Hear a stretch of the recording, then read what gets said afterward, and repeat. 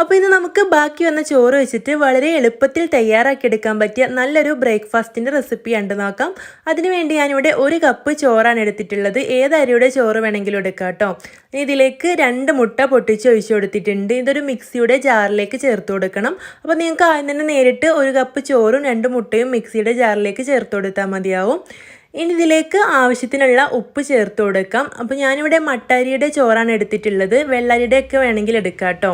ഉപ്പും കൂടി ചേർത്ത് കൊടുത്തിട്ട് നല്ല പേസ്റ്റ് രൂപത്തിൽ അരച്ചെടുക്കണം. തരികളൊന്നും ഇല്ലാതെ നല്ല പേസ്റ്റ് ആയിട്ട് തന്നെ അരച്ചെടുത്ത് കൊണ്ടുവന്നിട്ടുണ്ട്. ഇതൊരു ബൗളിലേക്ക് ഒഴിച്ചു കൊടുക്കുന്നുണ്ട്.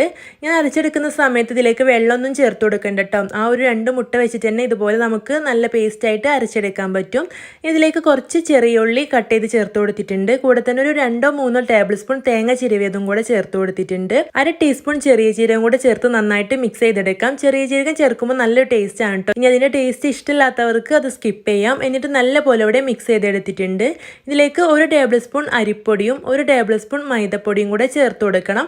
മൈദപ്പൊടി വേണ്ടെങ്കിൽ നിങ്ങൾക്ക് ചേർത്ത് കൊടുക്കണം നിർബന്ധമല്ല. പക്ഷേ അരിപ്പൊടി എന്തായാലും ചേർത്ത് കൊടുക്കണം കേട്ടോ. നമ്മളിത് മുട്ടയും ചോറൊക്കെ വെച്ച് തയ്യാറാക്കി എടുക്കുന്നതുകൊണ്ട് തന്നെ ഈ ഒരു പലഹാരം നല്ല സോഫ്റ്റ് ആയിരിക്കും. അപ്പോൾ ഓവറായിട്ട് സോഫ്റ്റായി പോവാതിരിക്കാൻ വേണ്ടിയിട്ടാണ് നമ്മളിവിടെ 1 ടേബിൾ സ്പൂൺ അരിപ്പൊടി ചേർത്ത് കൊടുക്കുന്നത്. ഇതിലേക്ക് കുറച്ച് വെള്ളം ചേർത്ത് കൊടുത്തിട്ട് നന്നായിട്ടൊന്ന് മിക്സ് ചെയ്തെടുക്കാം. വെള്ളം ഒഴിച്ചെടുക്കുമ്പോൾ ഒന്നിച്ച് ഒരുപാട് ഒഴിച്ചെടുക്കരുത്. അപ്പോൾ വെള്ളം കൂടിപ്പോവും. അപ്പോൾ ഈ ഒരു പരുവത്തിലാവുന്നവരെ വെള്ളം ഒഴിച്ചു കൊടുത്താൽ മതി. അപ്പോൾ നമ്മുടെ മാവ് ഇവിടെ റെഡി ആയിട്ടുണ്ട്. ഇതിലേക്ക് സോഡാപ്പൊടി ഒന്നും ചേർത്ത് കൊടുക്കേണ്ട ആവശ്യമില്ല കേട്ടോ. റെസ്റ്റ് ചെയ്യാനും വെക്കേണ്ട. നമുക്ക് പെട്ടെന്ന് തന്നെ തയ്യാറാക്കിയെടുക്കാൻ പറ്റും. പാൻ ചൂടാക്കി അതിലേക്ക് 1 തവി മാവ് ഒഴിച്ചു കൊടുക്കുക. ഒരു ഭാഗം വെന്ത് വരുന്ന സമയത്ത് തിരിച്ചിട്ട് കൊടുത്തിട്ട് മുകൾ ഭാഗം കൂടെ മൊരിപ്പിച്ചെടുക്കാം. അത്രേ പണിയുള്ളൂ. ബാക്കിയുള്ളതെല്ലാം ഇതുപോലെ തന്നെ ചുട്ടെടുക്കാം. ഈ ഒരു മാവ് വെച്ചിട്ട് 7 അപ്പം ഇവിടെ തയ്യാറാക്കി എടുത്തിട്ടുണ്ട്. തലേ ദിവസം അരി കുതിർക്കാനും മാവ് അരച്ച് വെക്കാനൊക്കെ മറന്നു പോയിട്ടുണ്ടെങ്കിൽ ഇനി ടെൻഷൻ അടിക്കേണ്ട ആവശ്യമില്ല കേട്ടോ. അതിലേറെ അടിപൊളിയായിട്ട് നമുക്ക് ഇഡ്ഡലി തയ്യാറാക്കിയെടുക്കാൻ പറ്റും. നല്ല സോഫ്റ്റ് ആയിട്ട് നല്ല പഞ്ഞി പോലെയുള്ള ഇഡ്ഡലിയാണ് കേട്ടോ. വെറും 10 മിനിറ്റിലാണ് ഞാൻ തയ്യാറാക്കിയെടുത്തിട്ടുള്ളത്. വളരെ ഈസി ആയിട്ട് ഉണ്ടാക്കിയെടുക്കാൻ പറ്റിയ ഒരു ഇൻസ്റ്റൻറ്റ് ഇഡ്ഡലിയുടെ റെസിപ്പിയാണ് ഇന്ന് നമ്മൾ കാണിക്കുന്നത്. ഒരുപാട് ചേരുവകളൊന്നും ചേർക്കത്ത് കൊടുക്കാതെ എങ്ങനെയാണ് തയ്യാറാക്കിയെടുക്കുന്നതെന്ന് കണ്ടു നോക്കാം. അതിനുവേണ്ടി ഞാനിവിടെ 1 കപ്പ് റവയാണ് കേട്ടോ എടുക്കുന്നത്. വറുത്ത റവയോ വറുക്കാത്ത റവയോ ഏത് വേണമെങ്കിലും നിങ്ങൾക്ക് എടുക്കാം. റവ ഏതാണോ അതിനനുസരിച്ചിട്ട് വെള്ളത്തിൻ്റെ അളവിൽ ചെറിയൊരു മാറ്റം വരും. അത്രയേ ഉള്ളൂ കേട്ടോ. അപ്പോൾ ഇതൊരു ബൗളിലേക്ക് ഇട്ട് കൊടുത്തിട്ടുണ്ട്. അപ്പോൾ ഞാനിവിടെ 1 കപ്പ് റവ വെച്ചിട്ടാണ് ഉണ്ടാക്കിയെടുക്കുന്നത്. നിങ്ങൾക്ക് എത്രയാണോ വേണ്ടത് അതിനനുസരിച്ച് ഉണ്ടാക്കിയെടുക്കാൻ പറ്റും കേട്ടോ. ഇതിലേക്ക് 3/4 കപ്പ് നല്ല തിളച്ച വെള്ളമാണ് ഒഴിച്ചു കൊടുക്കുന്നത്. എന്നിട്ട് ഒരു സ്പൂണോ ഫോർക്കോ ഒക്കെ വെച്ചിട്ട് നല്ലപോലെ ഒന്ന് മിക്സ് ചെയ്തെടുക്കാം.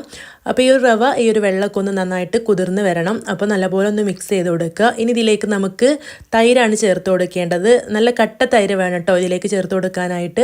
ഒരു 1/2 കപ്പ് മുതൽ 3/4 കപ്പ് വരെ ചേർത്ത് കൊടുക്കുക. അത്യാവശ്യം പുളിയുള്ള തൈര് തന്നെയാണ് വേണ്ടത്. ഇഡ്ഡലി ചുട്ട് കഴിയുമ്പോൾ അങ്ങനെ പുളിയൊന്നും ഉണ്ടാവില്ല കേട്ടോ തൈര് ചേർത്ത് കൊടുത്തു എന്ന് വിചാരിച്ചിട്ട്. ഈ ഒരു അളവിൽ തയ്യാറാക്കി എടുക്കുമ്പോൾ ഒരു 13 ഇഡ്ഡലി വരെ നമുക്ക് ഉണ്ടാക്കിയെടുക്കാൻ പറ്റും കേട്ടോ. അപ്പോൾ നല്ലപോലെ ഒന്ന് മിക്സ് ചെയ്തെടുത്തിട്ടുണ്ട്. ഇനി നമുക്കിതൊരു മിക്സിയുടെ ജാറിലേക്ക് ചേർത്ത് കൊടുക്കാം. മിക്സിയിലിട്ടത് ഒരുപാട് സമയം അരച്ചു പോകരുത്. ഒന്ന് പൾസ് ചെയ്ത് ആ ഒരു തൈരും റവയൊക്കെ നന്നായിട്ടൊന്ന് മിക്സ് ആക്കി എടുത്താൽ മാത്രം മതിയാവും. അപ്പം നിങ്ങൾ അരച്ചെടുക്കുന്ന സമയത്ത് വെള്ളം കുറവാണെങ്കിൽ കുറച്ച് ചേർത്ത് കൊടുക്കുക. ഒരുപാട് വെള്ളം ചേർത്ത് കൊടുക്കരുത്. ഇഡ്ഡലി മാവിന്റെ പരുവത്തിൽ ഒരു വെള്ളം അളവിൽ ചേർത്ത് കൊടുത്താൽ മതി. അപ്പോൾ ഞാനിതിവിടെ അരച്ചെടുത്തിട്ടുണ്ട്. ഇത് കുറച്ച് ടൈറ്റാണ് മാവുള്ളത്.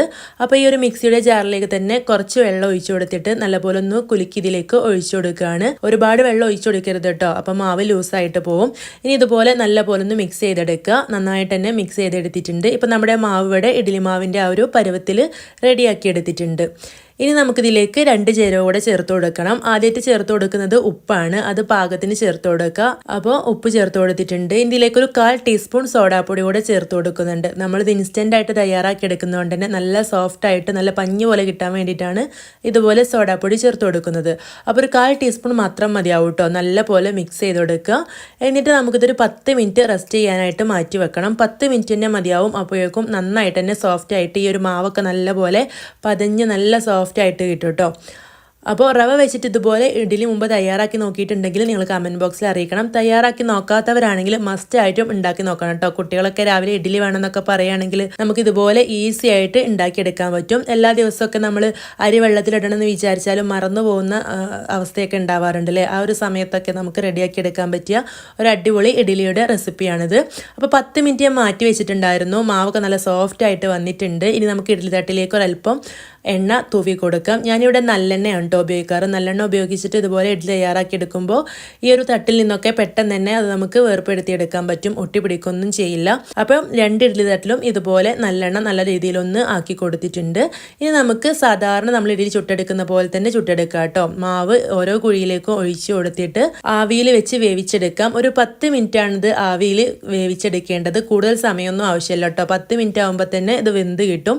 മീഡിയം ഫ്ലെയിമിൽ വെച്ചാൽ മതി കേട്ടോ. ഹൈ ഫ്ലെയിമിലും ലോ ഫ്ലെയിമിലും വെക്കണ്ട. മീഡിയം ഫ്ലെയിമിൽ വെച്ചിട്ടുണ്ടെങ്കിൽ 10 മിനിറ്റ് കൊണ്ട് തന്നെ ഇത് വെന്ത് കിട്ടും. ഇതിപ്പോൾ ഇവിടെ റെഡി ആയിട്ടുണ്ട്. നല്ല ടേസ്റ്റി ആയിട്ടുള്ള നല്ല അടിപൊളി ഇഡ്ഡലിയാണ്. ഇത് നമുക്ക് ചട്നിയുടെ കൂടെയോ ചിക്കൻ കറിയുടെ കൂടെയോ ഒക്കെ സെർവ് ചെയ്യാം കേട്ടോ. സാധാരണ ഇഡ്ഡലിയേക്കാൾ ഇത് ചിക്കൻ കറി അതല്ലെങ്കിൽ മുട്ടക്കറി അങ്ങനെയുള്ള കറികളോട് കൂടെയാണ് കേട്ടോ ഒന്നും കൂടെ ടേസ്റ്റ് ഉണ്ടാവുക. അപ്പോൾ ഇതിവിടെ റെഡി ആയിട്ടുണ്ട്. വീഡിയോ ഇഷ്ടമായിട്ടുണ്ടെങ്കിൽ നിങ്ങൾ എന്തായാലും ലൈക്ക് ചെയ്യണം. നിങ്ങളുടെ അഭിപ്രായം കമൻ്റ് ആയിട്ട് അറിയിക്കാൻ മറക്കരുത്. ഇതുപോലുള്ള സിമ്പിൾ ആൻഡ് ഈസി റെസിപ്പീസൊക്കെയാണ് കേട്ടോ നമ്മുടെ പേജിൽ ഷെയർ ചെയ്യുന്നത്.